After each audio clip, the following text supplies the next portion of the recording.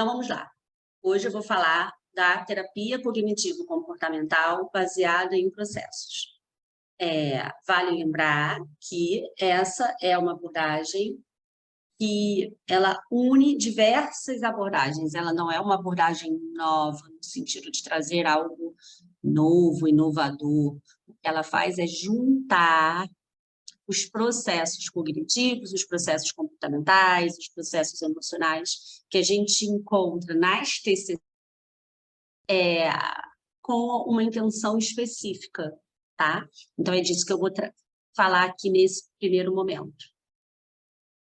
Então, para quem ainda não me conhece, eu sou a Fernanda Coutinho, eu sou psicóloga clínica, eu sou coordenadora do Centro de Atendimento em Terapia Cognitiva, que é o CATC, tem como base aqui no Rio de Janeiro, mas a gente tem equipe de psicólogos atendendo em outros estados, atendendo online e presencial, com maior foco aqui no Rio.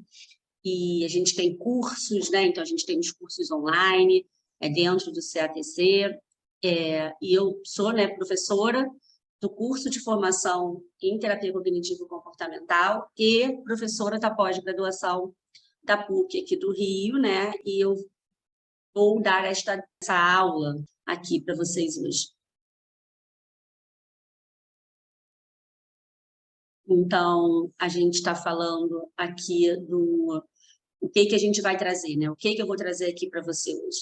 Eu vou trazer a TCC baseada, né, nessa coisa do processo, entendendo que o tempo inteiro eu vou estar falando deste livro, que é um livro organizado pelo Reis e pelo Hoffman, mas que une uma força-tarefa de diferentes profissionais dentro das TCCs. Então, a gente tem aqui profissionais das comportamentais, das cognitivas, da terapia de aceitação, de outras abordagens dentro desse grande guarda-chuva que é as terapias de cognitivo-comportamentais.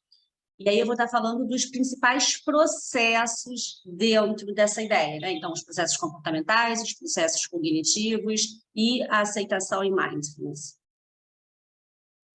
Então, como é que surge, né, essa ideia da terapia cognitivo-comportamental baseada em processo, né? Como é que surge a ideia desse livro, né, da construção desse livro? É a ideia do avanço, né? A gente está dentro da área de saúde sempre pensando em como a gente pode avançar, sempre pensando em como a gente pode ajudar, no nosso caso específico, a dor humana, né? Então, assim, existe uma dor. E a gente precisa, o que a gente mais quer é fazer com que os pacientes consigam lidar, superar, ressignificar e ter uma qualidade de vida e uma flexibilidade psicológica maior a partir daquilo que ele nos traz. E como a gente pode construir isso?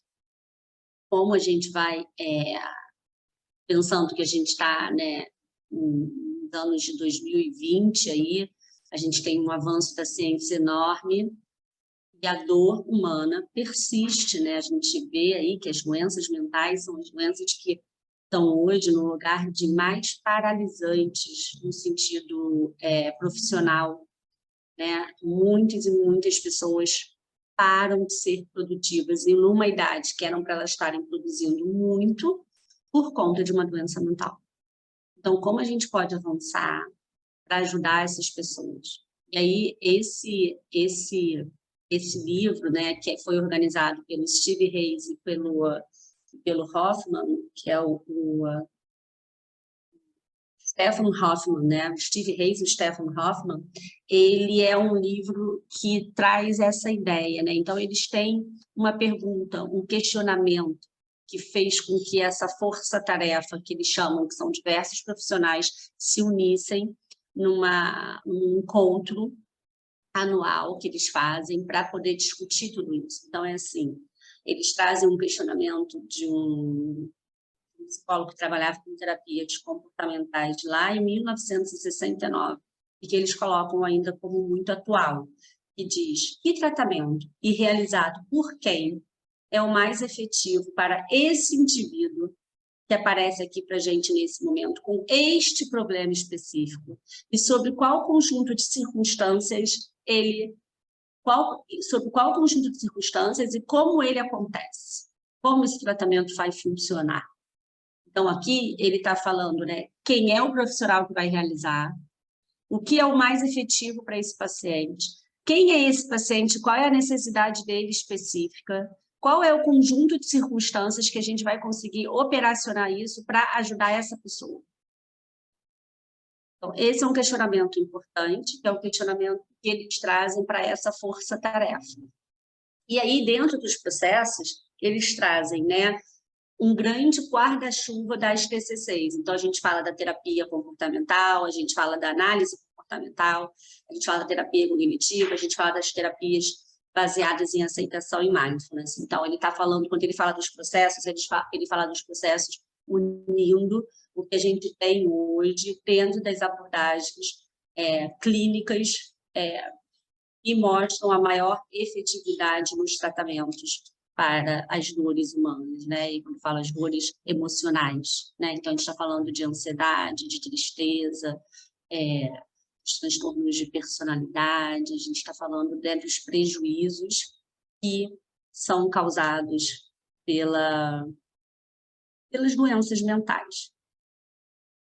Então, essa força-tarefa, ela surge com a ideia de trabalhar, né, o ensino de doutorado, de fazer com que essas pessoas tornem-se doutoras nisso, e como a gente pode fazer isso da melhor forma. Para que elas possam, né, unindo a isso, treinar novos psicólogos dentro da prática clínica. Então, é com essas duas intenções que essa união e que esse livro surge. E aí, o Hazel e o Hoffman, esse é um livro deixa eu achar aqui, ó. Ele é de 2020, a edição brasileira. Eu queria achar aqui para vocês a edição. Então, ele é um livro de 2018 na edição americana. Então, a primeira edição desse livro ela é de 2018. E ele foi traduzido para o Brasil em 2020. E aí eles colocam assim, ó, acreditamos que um foco na terapia baseada em processos poderá orientar o campo, voltando-se para o futuro. A identificação de processos centrais nos possibilitará evitar as limitações de usar um protocolo para síndromes como abordagem empírica principal para o tratamento. E, em vez disso, nos permitirá ligar diretamente o tratamento à teoria. O que é isso? Hoje, a gente ainda fala, né, quando a gente fala de pesquisa, a gente ainda fala de protocolos específicos para transtornos específicos. Inclusive, a gente tem até protocolo de transdiagnóstico, mas ainda assim a gente tem um protocolo específico para transdiagnóstico. Então, o que ele está dizendo aqui é que a ideia é que a gente possa não pensar num tratamento usando um protocolo específico, mas sim entendendo como a gente pode pegar o melhor desse protocolo dentro dos processos que aquele paciente está demandando, os processos cognitivos, os processos comportamentais, os processos emocionais que esse paciente está demandando para pensar num plano de tratamento para aquele paciente. Então, na prática clínica, a gente está sugerindo, o que eles estão sugerindo é usar o monitoramento do progresso e outros métodos de avaliação, como coletando regularmente dados sobre o funcionamento desse paciente. Uma outra coisa que eles sugerem é considerar as práticas baseadas em evidências existentes para o primeiro problema principal desse paciente, qual é o foco inicial desse paciente e quais são as práticas baseadas em evidências. Para isso, a gente precisa, ainda assim, coletar os dados dos pacientes e começar com um protocolo padronizado para o problema mais importante, mas a partir daí ter flexibilidade para expandir e não se limitar ao protocolo específico, tá? Então, a gente tem uma base sempre, então, os terapeutas precisam sempre ter uma base de plano, mas a partir daí ter essa flexibilidade de usar outras práticas baseadas em evidências dentro daquele processo que o seu paciente está demandando, está exigindo ali de você naquele momento. E, para isso, a gente precisa personalizar. Então, ele sugere que a gente use a formulação de caso específica para testar as hipóteses, né, pensando sempre nesse plano de tratamento. Então, quando o tratamento padrão não está disponível ou não produz resultados desejados, a gente precisa ainda mais pensar numa conceitualização, numa formulação de caso específico. Dentro da TCC, a gente trabalha sempre, né, com a formulação do caso, né, com esse processo de formular o caso. Começa lá na entrevista inicial, nas primeiras trocas de mensagens, até o último dia, porque é algo que é orgânico e que a gente vai acrescentando coisas o tempo todo. E aí, né, o Reis e o Hoffman, que são esses dois autores, né, o Reis em cima e o Hoffman aqui embaixo na fotinho, dizem assim, né, em psicoterapia, o termo prática baseada em evidências considera as melhores evidências de pesquisa disponíveis da eficácia de um tratamento, as características específicas dos pacientes entre aqueles que recebem tratamento e a expertise clínica do terapeuta que realiza o tratamento. O que é isso? Isto é, a gente tem um tripé quando a gente pensa na prática baseada em evidência na saúde e dentro da psicologia, né? A gente está aqui dentro da área de saúde.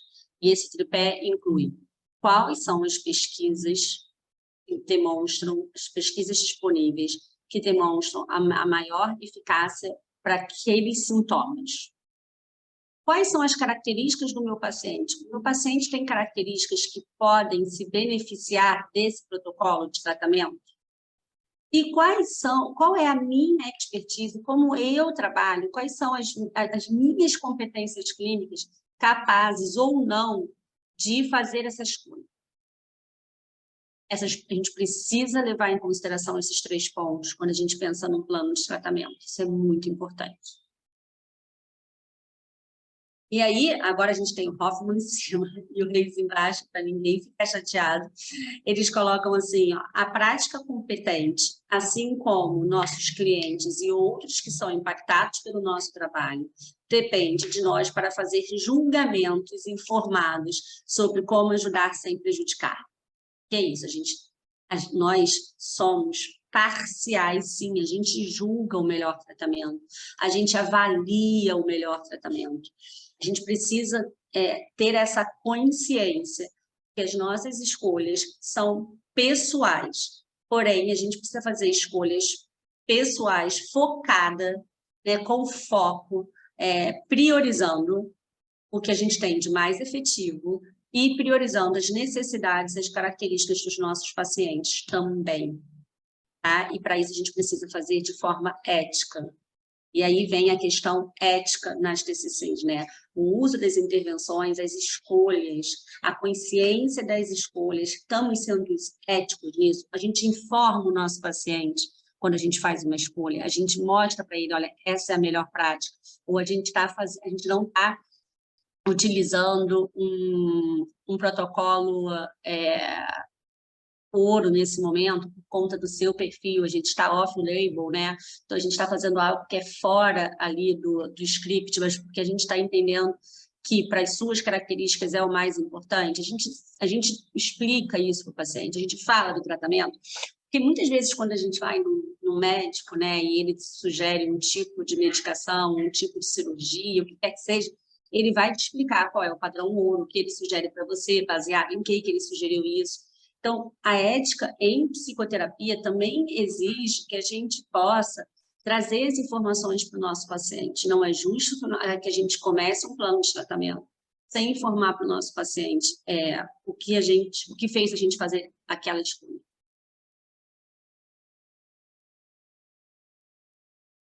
E aí, ainda dentro da ética, né, que eu acho que é algo muito importante e que a gente precisa falar bastante disso, e esse livro tem um capítulo excelente, né? Então, um livro de terapia cognitivo-comportamental baseado em processo, tem um capítulo que quer saber de quem é esse capítulo? Porque esse capítulo é muito bom. Eu acho que está um pouco aqui dentro.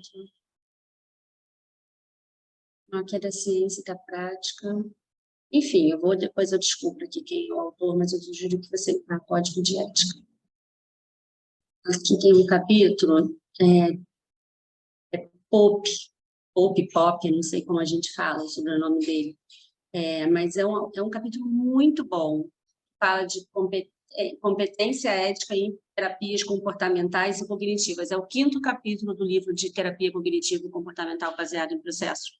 Não deixem de ler. Eu acho que ele traz tantos questionamentos, ele faz a gente pensar, sabe? E é muito legal. E ele faz a gente pensar, né? Nós estamos inseridos numa cultura, nós estamos inseridos numa cultura, o nosso paciente está inserido numa cultura, nós estamos inseridos numa religião, ou não, mas assim, fomos criados dentro de uma religião e fizemos escolhas a partir disso, o nosso paciente também. E tudo isso influencia, são contextos importantes, a gente tem que entender que dentro da nossa parcialidade, porque não somos imparciais, como a gente pode escolher da forma que a gente vai beneficiar o nosso paciente. Quais são os nossos erros? É claro que quando a gente vai ler uma pesquisa, a gente tem já os nossos princípios, as nossas ideias pré-concebidas que vão influenciar a maneira como a gente absorve aquela informação. Isso é indiscutível e a gente precisa, sabendo disso, fazer escolhas conscientes. E aí, quando a gente está falando aqui das nossas terapeutas, da nossa parcialidade, da nossa influência, né? Eu falei aqui para você do tripé, né? Em que a gente está falando que existe as melhores evidências científicas, né? O melhor protocolo para tratar aqueles sintomas, aquela sintomatologia. A gente fala das características do paciente e a gente fala das nossas habilidades também, e são habilidades treináveis. Então, a gente precisa ter conhecimento de quais são as principais habilidades interpessoais que um terapeuta precisa ter e ter a humildade de entender quais dessas eu preciso aperfeiçoar. É treino. A gente treina empatia com o nosso paciente, a gente precisa treinar a nossa empatia, a gente precisa treinar a nossa aceitação, né? Então, quando a gente está conseguindo trabalhar a aceitação na nossa vida pessoal, né? Não sermos aquela pessoa que fica no faço o que eu falo, mas não faço o que eu faço, né? E mesmo que seja isso, que a gente possa ter, pelo menos, a nobreza, eu diria, de assumir, assim, eu tenho as minhas dificuldades. Então, eu vejo muitas vezes o terapeuta, quando ele está começando, dizendo assim, eu já psicoeduquei o paciente, eu já fiz uma série de coisas com esse paciente, e ele ainda assim ele já entendeu que ele precisa mudar algum comportamento específico, mas ele ainda não mudou esse comportamento. Em supervisão, muitas vezes eu faço questão de questionar e levantar essa bandeira. Todos os comportamentos que você tem hoje, tudo que você faz hoje, é dentro daquilo que você sabe que é o melhor para você. Você não tem nenhuma dificuldade de mudança de comportamento? Eu, particularmente, como doce todos os dias. Eu não gostaria de comer doce todos os dias. Eu me sinto mal, porque eu sei que pela minha saúde isso não me faz bem. Mas ainda assim, eu tenho muita dificuldade de mudar esse comportamento. E isso me aproxima do meu paciente. Eu saber que muitas vezes eu entender, eu saber que eu estou indo contra algo que é importante para mim, ainda assim eu faço. E porque eu faço, e entender isso faz com que eu consiga me aproximar desse paciente para poder dizer, olha, é realmente muito difícil, muitas vezes, a gente mudar algo, mas que a gente saiba o quanto aquilo é importante para a gente. Né?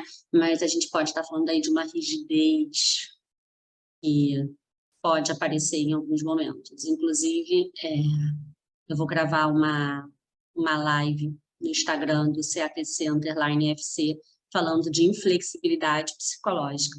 E eu quero te convidar. Como a gente essa aula está sendo gravada, essa live vai acontecer no dia 17 de agosto de 2022.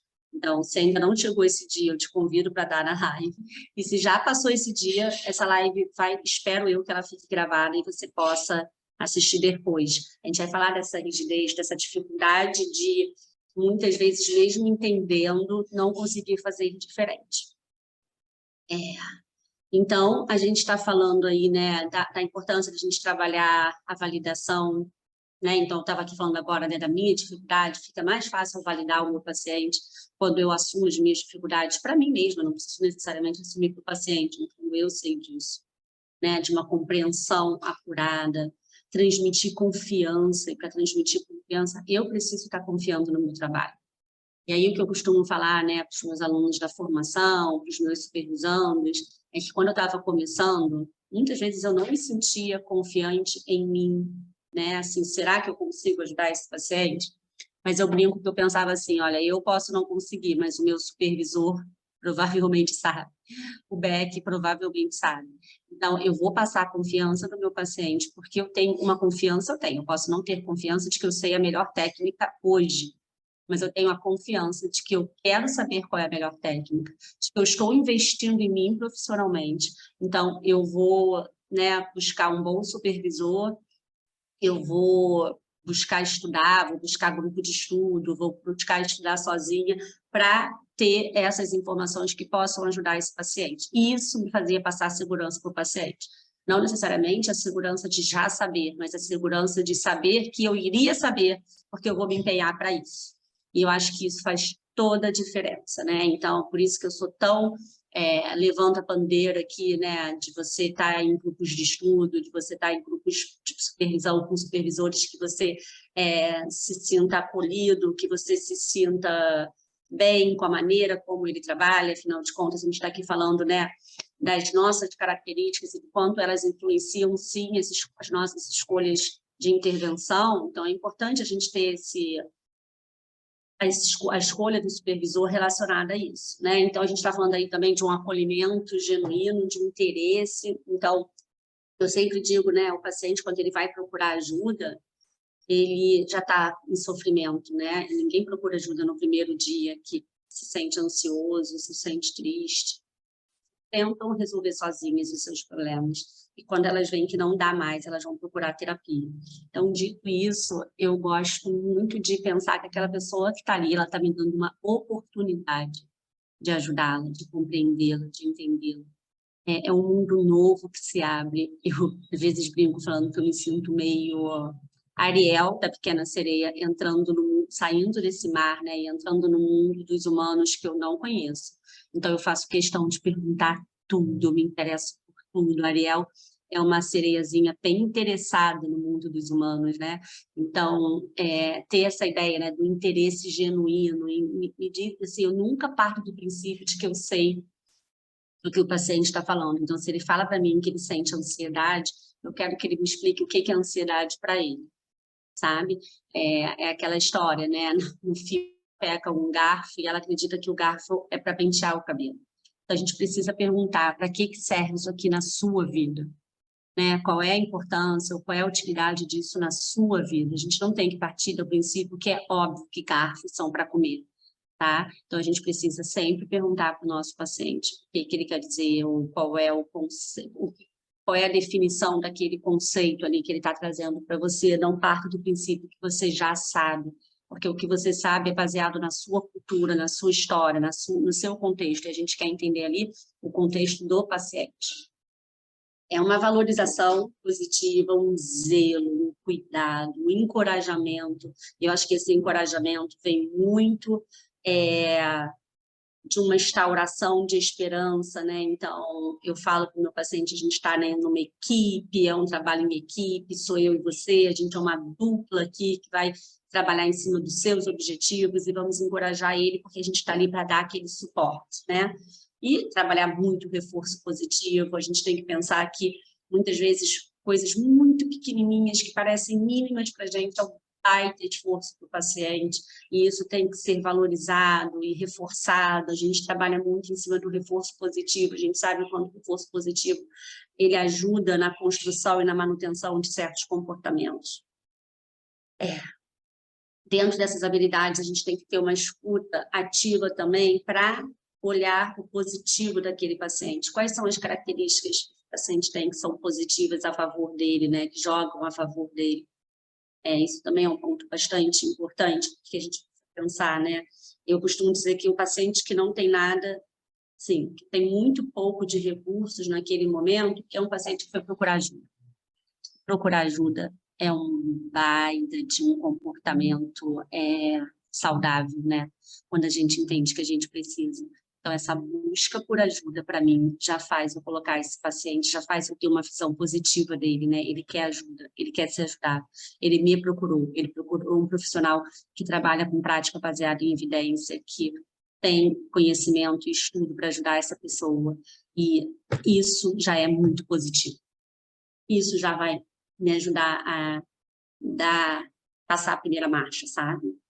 Muita compaixão, a gente vai estar falando disso, né? Dentro dos processos aqui, a gente tem uma parte de aceitação e autocompaixão e humor, né? Eu acho que a gente pode fazer tudo isso de uma forma respeitosa e, ao mesmo tempo, com humor. Um humor respeitoso, um humor cuidadoso. E aí eu cheguei a comentar aqui do transdiagnóstico, e o transdiagnóstico, né, dentro, quando a gente pensa aqui desses processos, em sair de um protocolo específico e poder se abrir, é claro que ele faz muito sentido. O paciente, quando chega para a gente, dificilmente ele chega com um único sintoma, então a gente está falando de múltiplos processos, né, que na verdade mantém a maioria dos transtornos psicológicos. Na grande maioria dos transtornos, a gente encontra um alto índice de comorbidade, então a gente vai ter que trabalhar essas comorbidades. E, para isso, né, a gente vai ter que trabalhar dentro dos processos, né, cognitivos e comportamentais, de uma forma muito, até questionadora, positivamente falando. Tá? Então, os próprios sintomas ou fenômenos psicológicos, em vez de categorias ou rótulos diagnósticos, devem ser visados, eles devem ser olhados de uma maneira mais ampla. Tá? Então, eles falam, né, um processo universal único é, em grande parte, responsável pela manutenção do sofrimento psicológico em todos ou a maioria dos transtornos psicológicos. Então, o que ele coloca é a gente precisa olhar de uma maneira mais ampla. Tá? Então, esses autores, eles valorizam o transdiagnóstico. Então, para concluir essa primeira parte aqui dessa aula em que eu estou apresentando para você o livro, né, e a abordagem, né, que eu considero muito mais uma forma de ver do que uma abordagem especificamente falando, propriamente falando.